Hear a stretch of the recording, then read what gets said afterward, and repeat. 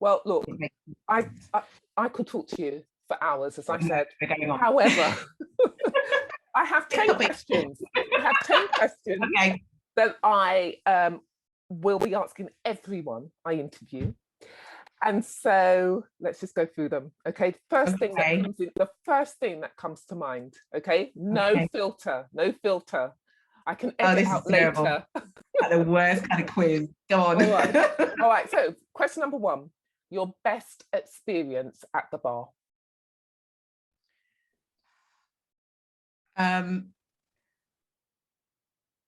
Actually, probably my first day on my feet, which is weird actually, because there were lots of really good days, but that very first day I was absolutely terrified. I was it was a bail application.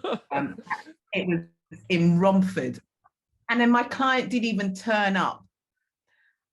I was sick to the pit of my stomach. I was so scared.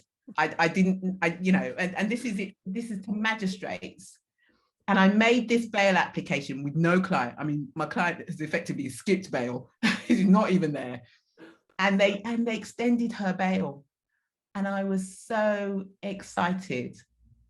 And then it was also that I left the court, and again, showing my age, I had to go to a phone box, but I called my parents to tell them what had happened. And it was like, that was like the most, the most thrilling day in the world. We've all been there. I recall doing a trial, and against the odds was able to secure an acquittal. And I mean, I don't know if it's the same for you, but I was just rehashing the arguments that I made, my speech, thinking, oh, you were wonderful, Sonia. And I'm outside on the street, just walking, rehashing the arguments, and I walked straight into a lamppost. There you go. Absolutely. Just like that. Just like just the most exciting moment. The most exciting. Yeah, that was a moment. All right. Well, let me take you to the other extreme. Okay. Second question, worst experience at the bar. Oh God. Again, oh God, you would think this would all be in family. But it's not. I did a criminal case and it was a trial for a young girl who was working as a housekeeper for a family, and she'd come here from, I can't remember where from now. I think it's somewhere in a South American country that she'd come from. She was quite young, but she'd been charged with stealing from her employers, and she was pregnant, and she was convicted. And then going down to the cells afterwards to see her, and she was literally huddled in the corner of her cell, crouched in the corner, really quite heavily pregnant and sobbing. And I just crouched in the corner of the cell with her and held her while she cried. She was going to be deported. She was, you know, on her own. She was expecting a baby. Her whole world had just ended. And yeah, there was just something really. And it's extraordinary that you still remember that all these years later. Absolutely, it's sort of seared in my brain. It was just, I just felt all of the pressure of how everything was just ended for her over what was really quite a stupid single moment of doing something daft. So that's quite sad. Let's move on. I feel like crying. Third question then. The best piece of advice you were given during your career. So the best piece of advice.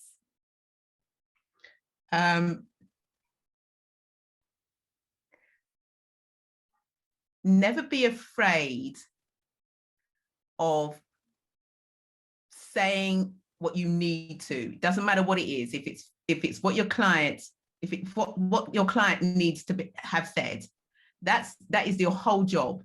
You are their mouthpiece, and it doesn't matter how, even if it's completely ridiculous, you must say it, and say it with confidence, and say and don't be afraid. Don't be afraid of the backlash, even if the judge screams and yells at you. Yep. That is your job. To promote your client's interests fearlessly. Fearlessly. And I know, again, a bit cliche and a bit sort of, but that actually, I try to do that. And that fearlessness it's not easy. No. Because sometimes I can't say that. The reason for you being there is that you need to say for them what they can't say themselves. That's why you're there. So just do it. That's a good tip. That's a good bit of advice. My fourth question, one tip that you would give someone studying on the bar course.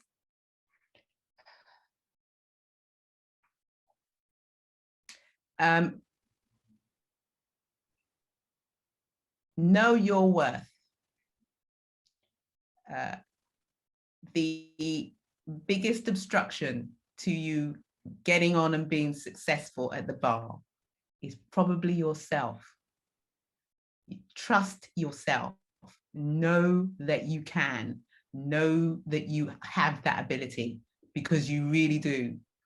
There will be lots and lots of people out there who will make you feel that you don't. Know that you do. Know that you do. That's perfect. One tip that you would give to a newly qualified barrister, so somebody who's probably in their first year of practice. It will get better.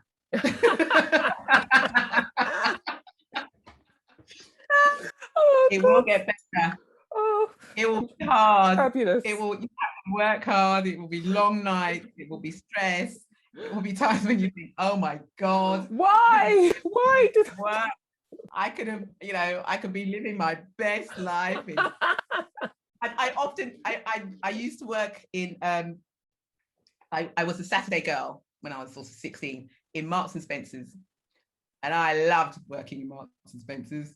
It was great. It was a nice, straightforward, easy life. And I knew what I was doing, and it worked really well. And there were many times when I was a pupil when I thought, I just want to go back to Marks and Spencer's, please. At least when I finish work, I can go home and just relax. Exactly. And I get a discount off the food. These were the things that were important to me. Right. Well, then my next question. Your favorite barrister or judge, and why? It's a bit naughty. I know it's a bit naughty. That is a hideous question. I'm sorry, but I had to ask. Oh God.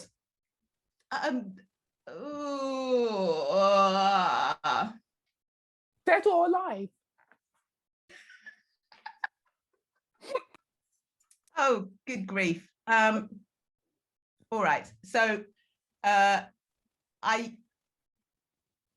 used to spend a lot of time doing domestic violence cases in Bow County Court.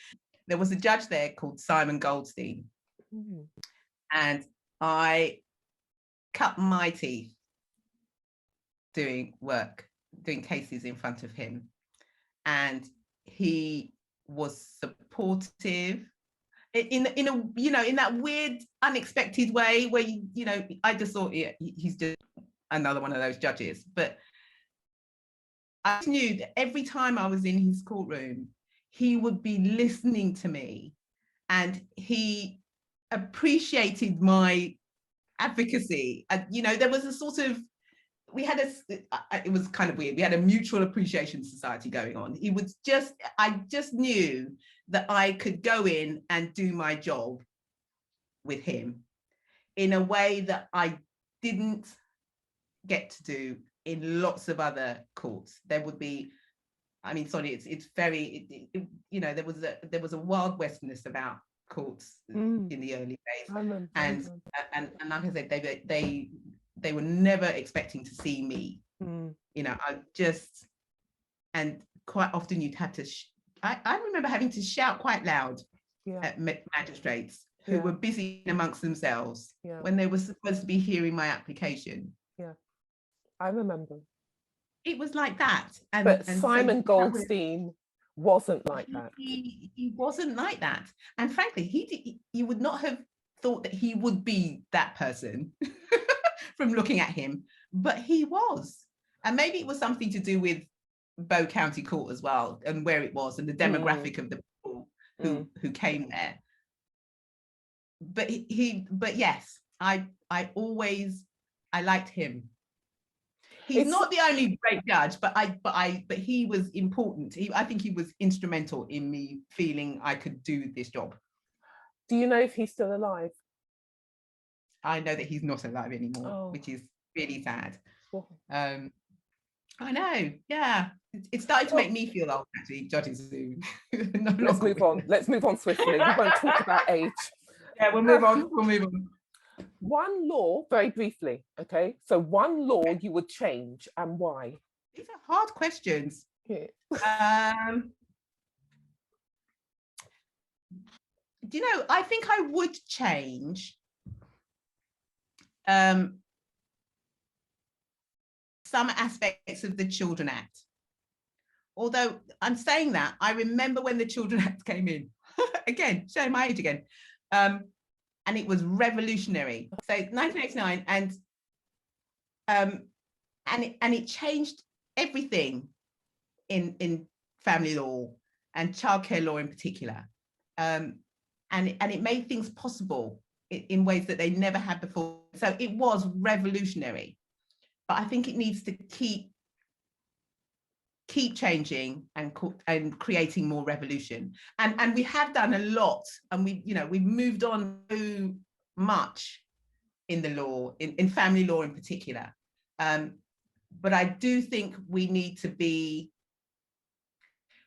to find ways to be more transparent without losing the confidentiality that children need in order for family proceedings to work. I see. Because I think the public don't really know what we're doing in our courts, and they don't know how important the work is, and unless it sort of spills out into crime, so that it's a bit more public, people don't really know what kinds of things we're dealing with. And I think people do need to know that, social workers aren't just running in and stealing people's children. That's not what's happening. But many more children than you think are living in horrible poverty and deprivation and abuse. And I wouldn't want it to scare people, but I just think people need to know that more. I don't think people quite appreciate just how much of that there is. Well, from dark to light, then my next question, the funniest moment you've experienced in court? I've had clients who have lost the plot completely in a courtroom and have literally smashed the court up. I mean, just one young girl who just lost her mind and was flailing around all over the place, and they had to call an ambulance to cart her away. She was so beside herself. And it just went on for ages, for hours. And you would think there's lots of security. Exactly. Yeah, I know. Where were they? I don't know. Did we see any security? No, we did not see any security. We had to call an ambulance ourselves, and they had to come. I mean, it was like they just vanished security. You come in through security now, and they're very quick to, the number of times I've been stopped at the Royal Courts of Justice, they've searched my bag, it's gone through the scanner, and they've stopped to search it because there's something suspicious in my bag, which turns out to be a banana. And then when something really serious happened, there was no security to be found. Oh, I know what was the story. I was once in the middle, again, also at the Royal Courts of Justice. I was acting for a local authority. We were just about to start a trial. I just stood up to start my opening speech to the judge. And a man came waltzing into the courtroom. Now, again, family, nobody's supposed to waltz into the courtroom, but he comes waltzing into the courtroom. He stops right next to me, opens his bag, takes out a box of eggs, and then started throwing the eggs at the judge. Throwing the eggs. The judge sped the courtroom really quickly. And I'm standing there, we're all in there, and nobody is moving. And there is a madman. There's a madman with eggs right next to me. And he turned and he looked at me and he said, don't worry, they're free range. And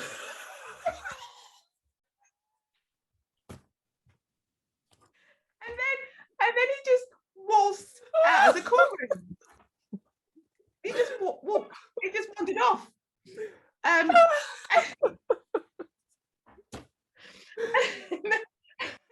then I found out later that that the man had actually gone to the wrong courtroom. Oh, it was the wrong judge. It was not even the judge he was looking for. Do you know what? Guy. And then I wanted to know, how did he get into the building with the eggs? Because I couldn't even get in with my banana. And he got in with 6. You know what, Elpha? I don't think anyone's going to be able to beat that story. No, it popped into my head. I'd forgotten about that one. That was fun. That was a good one. Well, my final question, and yeah, where do you see yourself in 5 years' time?